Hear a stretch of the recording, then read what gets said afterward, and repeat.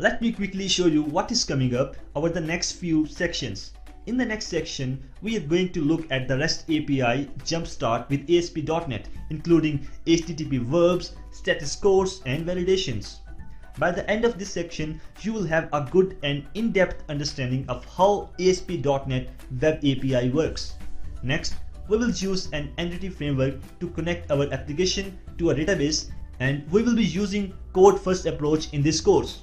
So, at this point, you will know how to implement the code-first approach with entity framework and implement all the CRUD operations.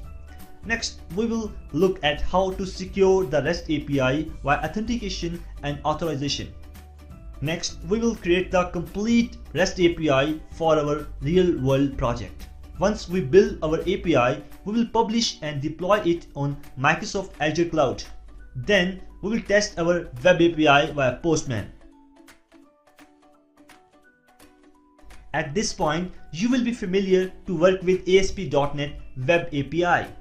Then, after creating and deploying the API on Microsoft Azure, we will jump towards Xamarin Forms.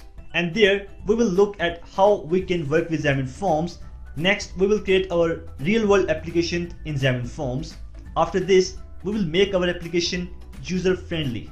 So, there are a lot of things to cover, and I will see you in the next section.